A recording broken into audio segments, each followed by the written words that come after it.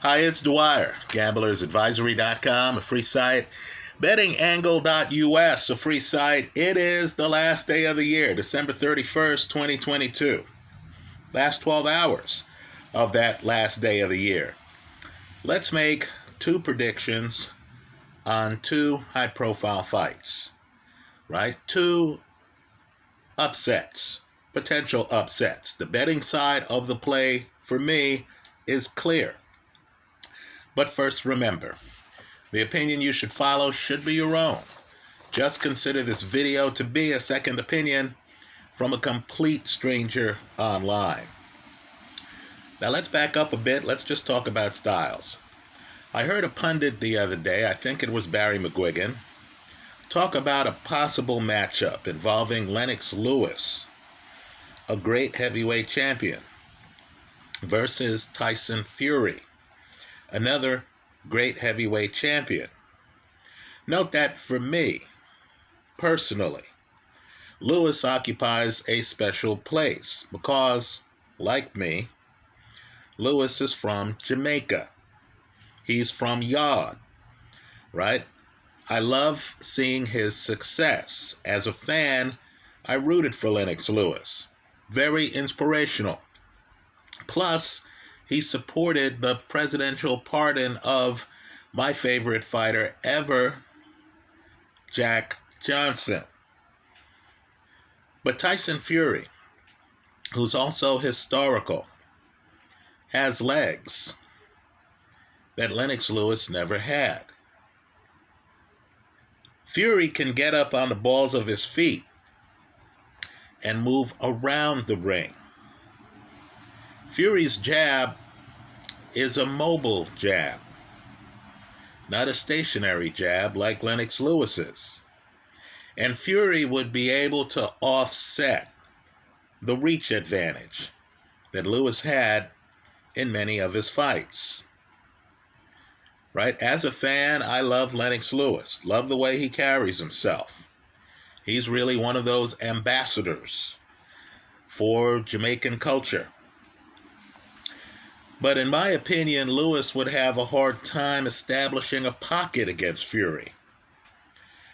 Right? Fury would be able, in my opinion, to win that fight on his back foot. At the end of the day, even with greatness, and Lewis was a great heavyweight, historical heavyweight, styles make fights. Right? Just like Tyson Fury would have the foot speed advantage on Joe Louis. Tyson Fury would have the foot speed advantage on Lennox Lewis. Right? I think Fury's style would offset Lewis's style, even though Lewis had great ring coverage. Now, understand in betting, there are only probabilities, not certainties. Right? We won't know until we get to heaven who actually wins the fight. I'm just here telling you how I see the fight based on probabilities. Right? I was raised in a house where my dad loved Joe Louis. When I saw Joe Louis, right, and I came up in the Ali era, I couldn't believe how immobile he was. Right? Who knows who wins that fight? Ali, Joe Louis. Understand, too, Joe Louis thought Sonny Liston, his buddy, would blow out Ali. If I had to rank the heavyweights in history, understand, Liston is among the very best. He just happened to come along at the wrong time against the wrong opponent, young Ali. Right, so just understand my view before I go into this video. A fighter can be the best in his division, but have a problem against certain opponents. Right, let's remember, Thomas the Hitman Hearns knocks out Roberto Duran. I believe Duran hits the canvas face first. Hitman would then lose twice to Iran Barkley, who, of course, Duran, an older Duran, several years past his prime, ends up beating.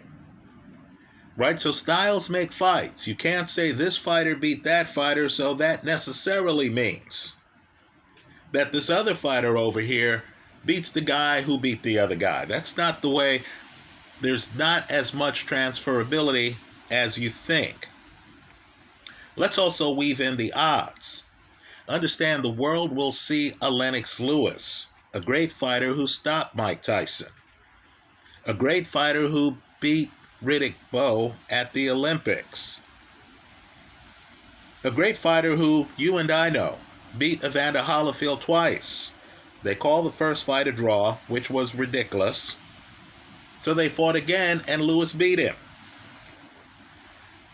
Right? The world will see Lennox Lewis and will price him accordingly. They'll fall in love with him. The world believes in direct transferability. Right? But you and I are looking at styles, and you understand. A guy like Lewis, who was big for his time, I mean physically big, isn't the size of Tyson Fury. You and I understand Fury from distance could touch Lewis. Fury is as fast as Lewis in terms of hand speed. Right? Fury could fight Lewis the way he fought another Emanuel Stewart disciple, trainee, Vladimir Klitschko. Right? The question is whether Lewis could change that dynamic. It's an open question. So, let's look at Tyson Fury, great fighter. The world now acknowledges that he's great. Understand, a few years ago it was unclear, wasn't it? A lot of people thought Klitschko would win the rematch, which never took place because Fury lost his mind there for a few years. Right? Let's be blunt about it. And the world is in love with Devin Haney. Right? Haney and Fury both unbeaten as I make this video. The world loves it. Loves it. When a promising fighter says, hey, I want to unify, travels halfway around the globe to fight another champion on that champion's home court, right, has the confidence to do so, even has the confidence to sign a contract that calls for a rematch, should he win, and then to deliver in both fights. Right? That's what Devin Haney did. Now,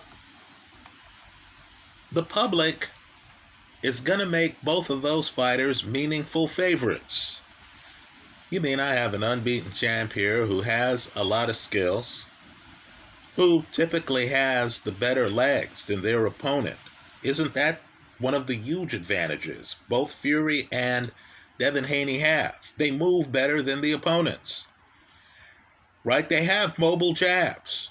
They could hit you with a jab, move away, look good. You understand, if a boxing match breaks out, who's going to beat Tyson Fury or Devin Haney? Right? These are proven fighters. You show up in a sports book, the crowd's going to be with them. Right? The sports books who are just trying to profit off public sentiment. Figure it out. The sports books are trying to exploit your biases. The sports books are going to make it tough to bet on the other guy.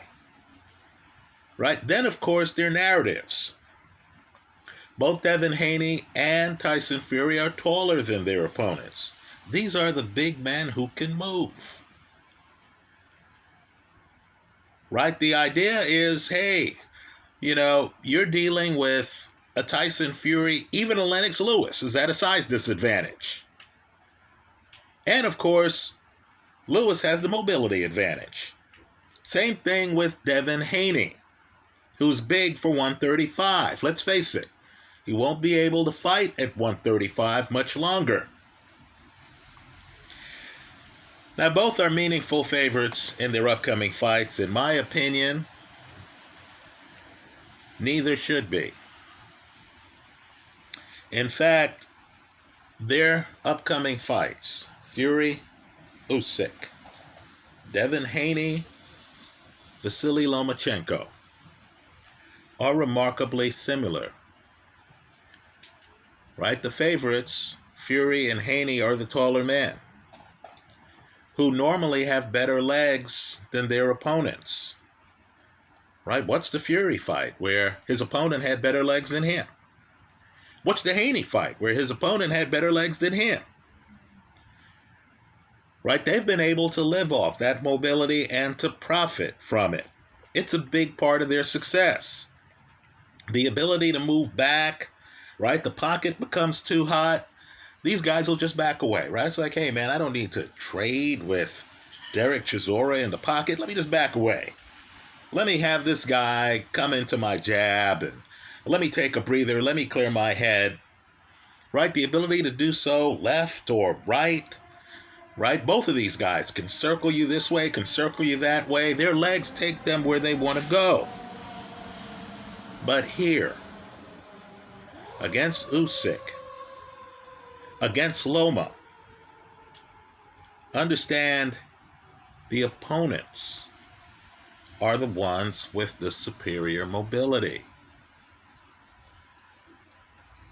Right? The legs of a Tyson Fury, the legs of a Devin Haney, the advantages they have based on movement are gone before both of those fights start. Think about what it would take to get to that point in a fight where you're watching a Fury fight and you think, oh man, Fury's legs are gone. Fury has no movement advantage. Think about how jarring that would be if you saw that in the 6th round of a fight. Folks, you're seeing that before the fight takes place. Ditto, Devin Haney. Understand too, it's unclear. Fight hasn't happened yet. There's uncertainty, right? This video is really for those who can handle a high degree of uncertainty. Just understand it's unclear whether Tyson Fury will be able to match Usyk in terms of his ability to change directions. Right, look at the Vladimir Klitschko film. You're going to see prime Tyson Fury. Right, and he's moving to his left. So then Vladimir Klitschko, who can't even throw punches, he's that overwhelmed, is seeing this big man bouncing and feinting and moving to his left, and he's frozen. He can't even throw punches. Then Tyson Fury starts moving to his right. This happens ongoing the whole fight. And Vladimir Klitschko has to reset. He doesn't even know where Fury's going to be for at least 2/3 of the fight. At least. Right? Well, understand here, the person who might be frozen might be Tyson Fury. Right? Usyk moves at least as well as Fury does. And he's a southpaw. Right? Think about the Devin Haney you know. The one who's moving away from Kambosos. Right? The one who just seems to have, the ability to jump in the pocket, throw some big shots, then can move away. Right? Have you ever seen a guy successfully be able to move away from Lomachenko? Let's talk about another dynamic. As tough as Tyson Fury is, he's not a hunter. Right? Neither is Devin Haney. There's going to be no Mike Tyson dynamic in either fight. Right? They're trying to sell tickets. Fury's trying to convince you that he's going to treat small cruiserweight Usyk, who is actually bigger than Sonny Liston. Look that up. But he's going to treat small cruiserweight Usyk as if he doesn't belong in the heavyweight division. That he's going to be on his front foot, he's going to hunt him down, he's going to finish him. Right now, here's where Lennox Lewis would have the advantage on him. Right? That Lennox Lewis fight against Andrew Galata, the Lennox Lewis fight against Michael Grant. Right? Are there commensurate fights in Tyson Fury's background? Right? You know what I mean when I say a hunter. Right? Mike Tyson, Marvis Frazier. A fight where the heavyweight champ says, okay, look, I'm here to trade. I'm going to be on my front foot. I'm going to cut off the ring. Right? Understand, Mike Tyson tried that against Larry Holmes. And that's a very important fight. Tyson gets the stoppage. But understand, Larry Holmes had already lost to Michael Spinks. Holmes had already retired from the sport. Holmes gets talked into coming back to the sport. Holmes had a back foot.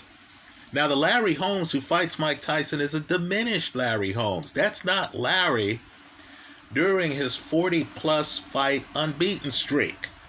Right? This is a Larry who has lost twice to Michael Spinks.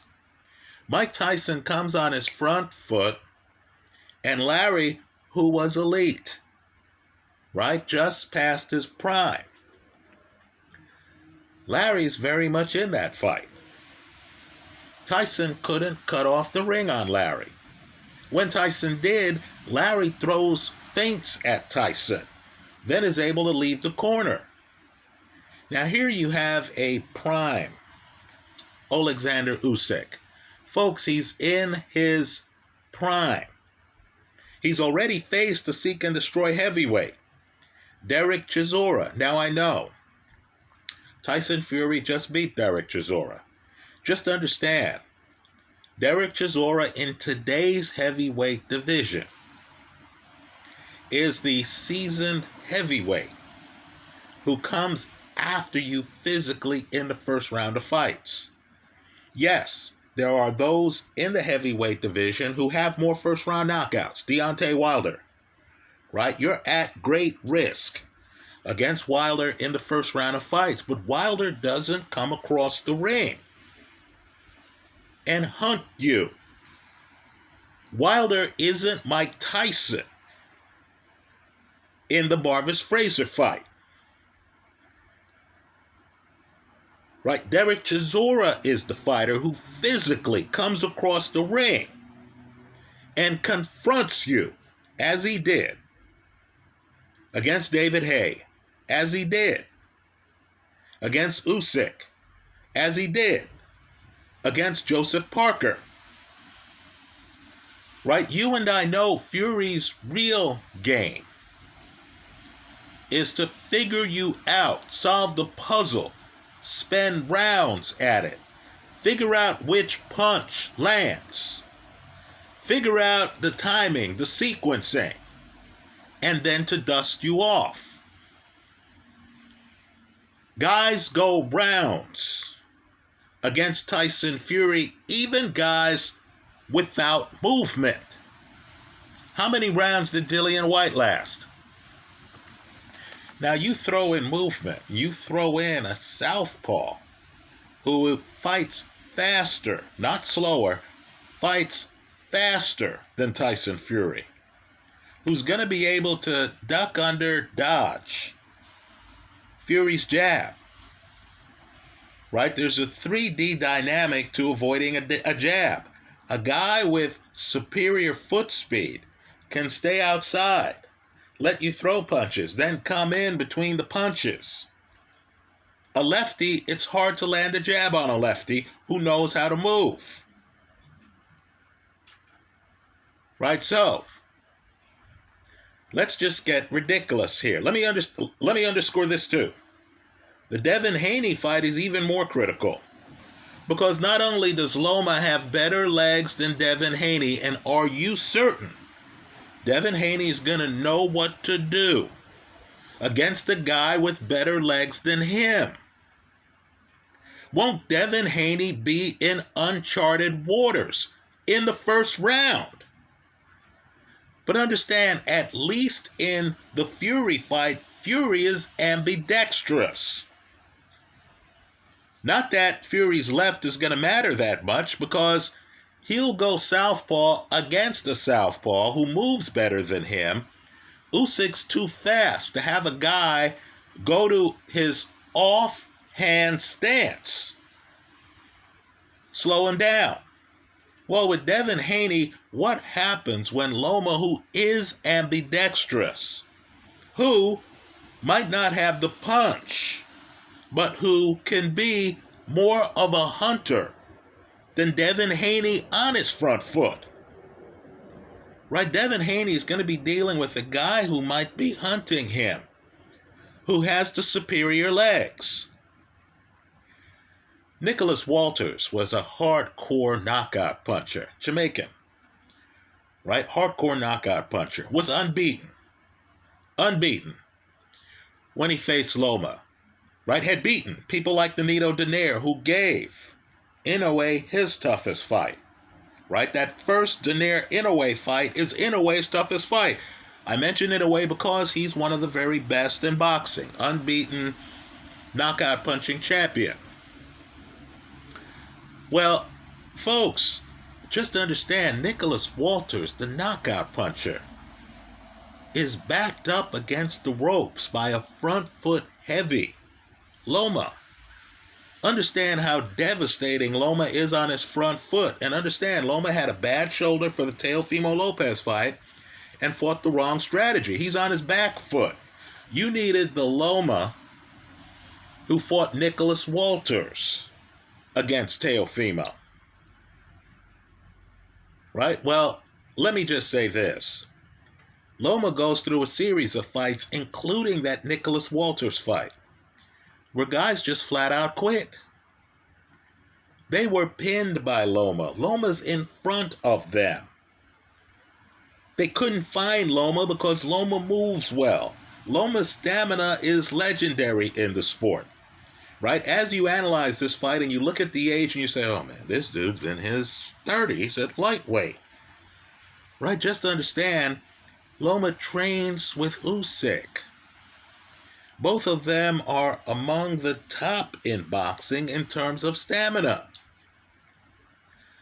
So what happens if Loma, after figuring out that he moves better than Devin Haney, that Devin Haney can't land his jab on him, that Devin Haney doesn't have the punch that Teofimo Lopez has to keep Loma outside, right? I give Teofimo credit on that fight. That was a great fight by Teofimo. I don't think Devin Haney can reproduce that fight. I think there's going to be a moment in this fight where Loma decides to come inside, where his opponent's not going to know what angle the punches are coming from, because Loma has the widest breadth of punches in the game right now. Right? Loma gets inside, you don't know where the shots are coming from. All you know is that it's hand speed. Loma also has, can we say this here? Can we acknowledge this? A visual game that is very appealing to judges. Right? You see him, he's not necessarily hitting an opponent that hard. He doesn't have the punch. But you see him and you notice, my God, whatever this guy is doing, he looks good doing it. Now, Wilt Chamberlain, great athlete, one of my all-time favorites, used to say no one roots for Goliath.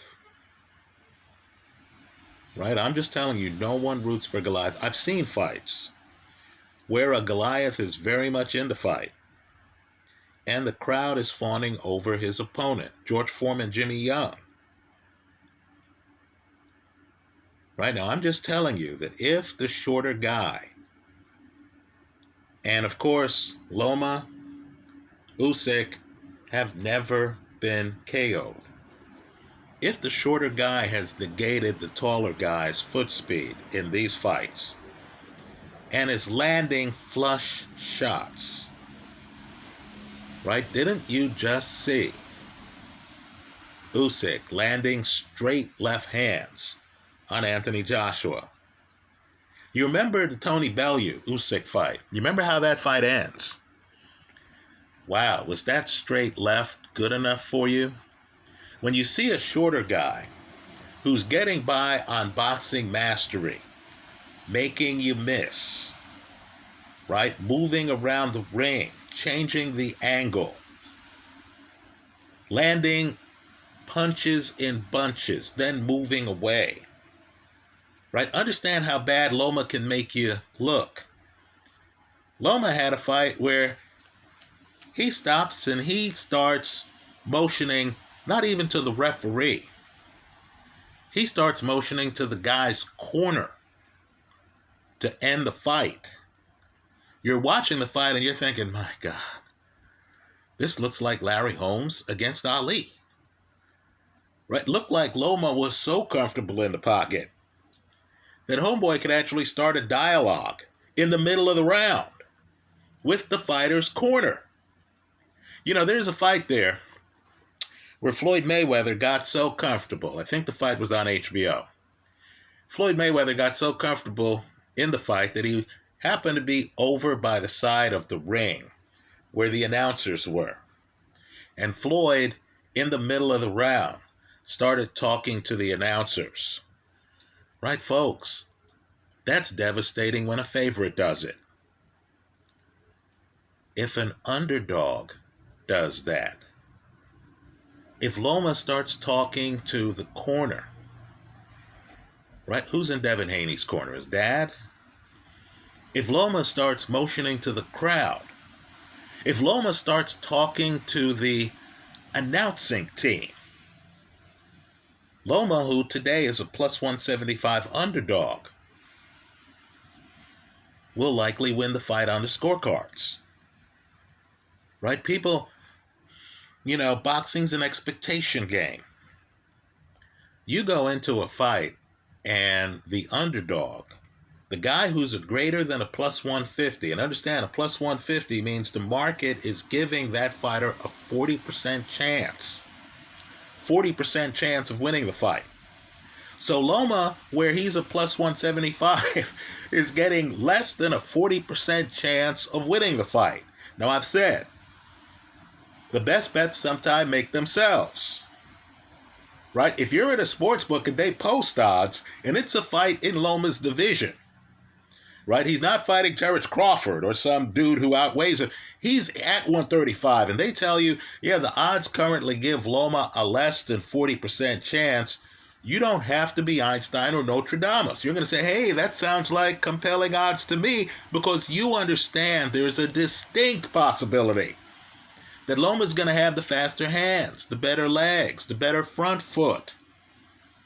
I believe he has all of that against Devin Haney. This isn't a condemnation at all of Devin Haney's career. I admire Devin Haney. I think he's an excellent fighter. Right? He's a young guy who is trying to be great. Right? Unfortunately, when you're a competitor and you're trying to be great, you're going to run into tough competition. Let's also talk about really how close we are, and it's dangerously close, to having boxing history made. Right? You mean to tell me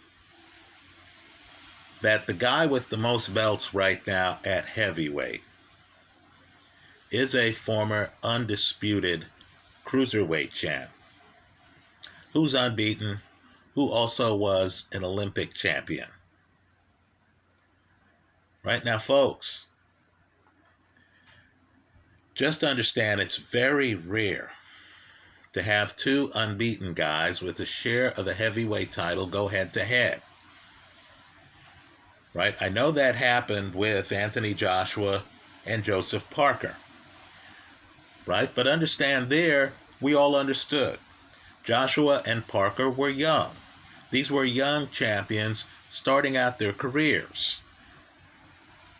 Right? This is a fight involving two 30-something-year-olds at the top of their game. Tyson Fury, the best champ in a long time. Right? When I say historical, understand I have to go back to Lennox Lewis. right? I view, of all the recent champs, right, understand Lewis is so good, in my opinion, that you really have to view things as since Lennox Lewis, who was a great champion. Who are the great champions out there, right? For me personally, based on skill set, Vitaly Klitschko's on the list, right? Because Vitaly could lean backwards. Guys had a hard time reaching him, right? When have you ever seen Chris Arreola, one of the most active heavyweights, right? Those a lot of punches, have a hard time reaching a guy. Then you look on the Vitaly Klitschko resume and you realize Vitaly Klitschko is fighting guys in their backyard. And he made some damn good fighters. Tomas Ademic looked pedestrian. Right? Looked pedestrian.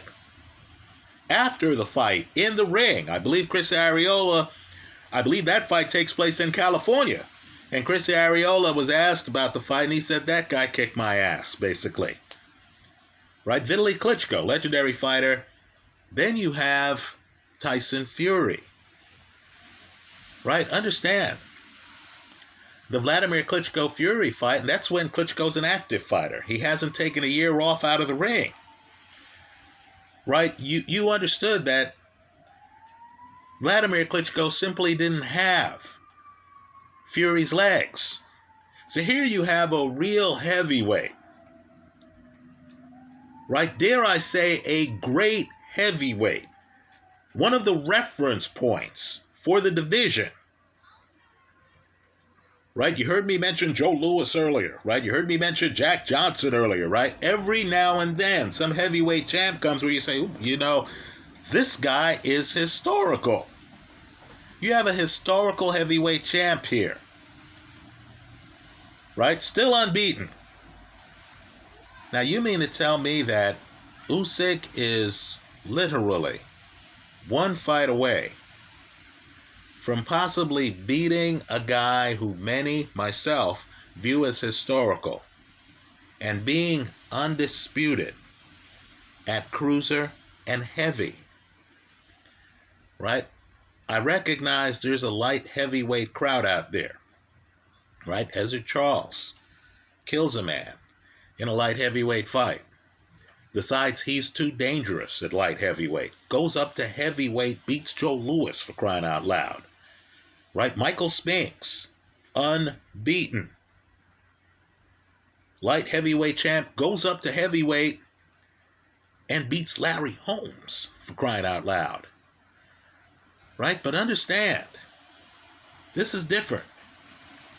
Usyk, the Olympic gold medalist, like, by the way, Michael Spinks. Let's recognize Spinks.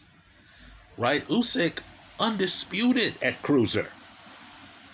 Right? Cruiser, by the way, came to be after Ezzard Charles, right? So it's in between light heavy and heavy. Right? Undisputed at cruiser is literally one fight away from being undisputed at heavy.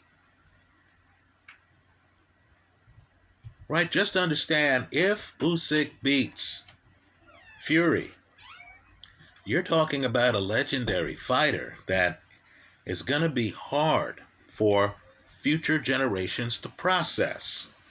And he would have done it by beating Anthony Joshua and Tyson Fury. Right? So, in that historical fight, all I could say is, we assume size matters.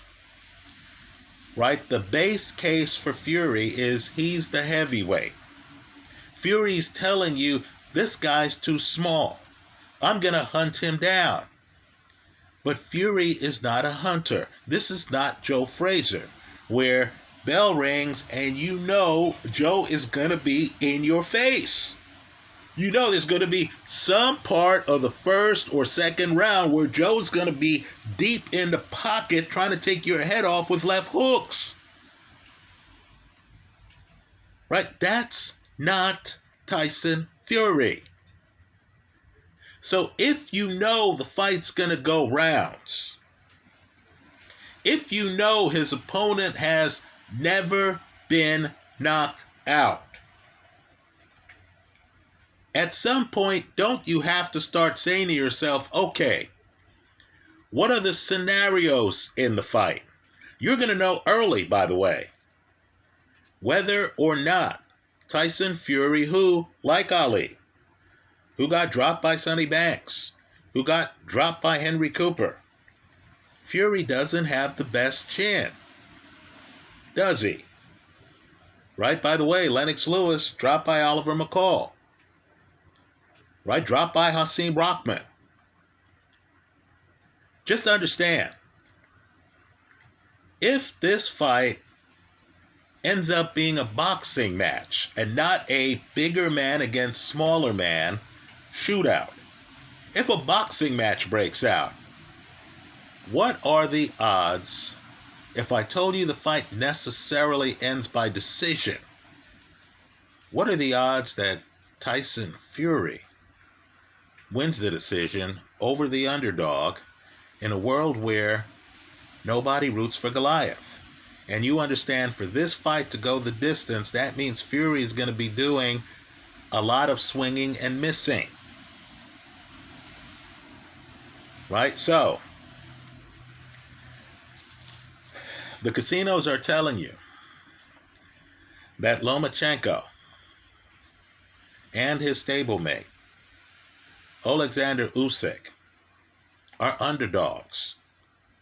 Right? Think about that. You're getting Loma and Usyk as underdogs in championship boxing matches. They're telling you they're underdogs against Tyson Fury, who's had problems with Steve Cunningham. I'm going to mention him till the cows come home.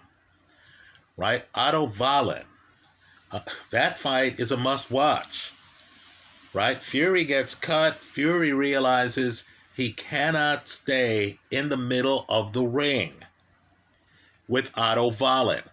Now, I'm not saying Otto Wallin is the greatest heavyweight ever. What I'm saying is athletes who can move give Tyson Fury a hard time.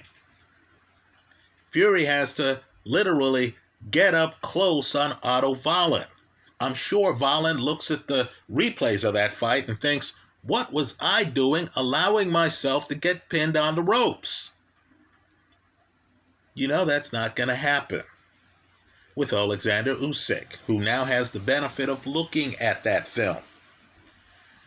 Right? Who dealt with a more aggressive Derek Chisora. Let's sound really crazy here. Chisora, style-wise, was a tougher matchup for Alexander Usyk, and that's a close fight, than is Tyson Fury. Right? Usyk makes Fury look like a 6'9" guy. This is almost like basketball, where 6'9" guys, unless they're blessed, right? LeBron used to be blessed for years and made the all-defensive team. Unless the guy's LeBron James, 6'9" guys typically can't stick the 6'6", 6'5", Jordan, Kobe type guys, right? Because the shorter guy's just too coordinated. Understand, Usyk is so coordinated that he might make Fury look like he's 6'9" and unable to move with him. Right? You might start giving Usyk rounds based on the movement. Let me close by saying this. I like Usyk and Loma against Fury and Haney. Two great fighters. You got to take sides. I like the underdogs. I'm being compensated for the risk. The casino doesn't even have to finish the sentence for me. They say, hey, we're giving Lomachenko less than a 40% chance of winning this fight. I'm like, hey, where's the line? I'm like, hey, it's okay. No need to twist my arm. It's okay. I'm in already. Right? You're telling me, now I haven't seen the formal lines on the Fury-Usyk fight. I suspect I'm going to hear the same thing. Right? Folks, that's absurd. The guys with the better legs are the underdogs. I'll hedge the play with the over. What does that tell you? It means I don't expect Fury to be able to come across the ring, find Alexander Usyk and take him out before the over-under. I'm expecting a fight to develop. Same thing with Devin Haney. Right? So, for you, the viewer, research how many rounds Otto Wallin went with Fury. Right? There's a big moment in that Usyk-Joshua rematch. Joshua comes out, I believe it's round 9, and lands some shots. The crowd is into it. There's a stir in the crowd. That was a fight where we thought size would matter. Right? Joshua is a big athletic guy with a bigger punch, by the way, than Tyson Fury. Right? Joshua comes out. Joshua looks like he's clubbing Usyk. Now here's the question for people watching this video. Was Usyk dazed and confused in that round? Was Usyk lucky to make it to the bell in that round? Or was Usyk expecting an onslaught from Joshua? Was Usyk a guy who has his hands up in place to absorb Joshua's punishment? Did Usyk understand? This guy doesn't have the stamina I have. This is this guy's last stand. Let me let him throw himself out. Let me let him, in what the judges thought was a close fight, win this round. I'll just come back the next round. I'll just finish strong. I thought Usyk in that fight won the 10th, 11th, and 12th rounds. I saw the latter, not the former. Right? Are you sure a guy who can beat Joshua in the championship rounds, 10th, 11th, and 12th rounds, should even be an underdog against Tyson Fury, given the style at which Usyk fights? Right? You understand, if it's a slugfest where the guys are just hitting each other, it's hard to bet against Anthony Joshua. But you understand that's not the way Usyk fights. There's movement, there's feints. The guy sets you up so he's landing flush punches. Right? The guy looks like he's a master. You look at him fight and you say, okay, this guy knows what he's doing. Whether he's winning the round or not, this guy knows what he's doing.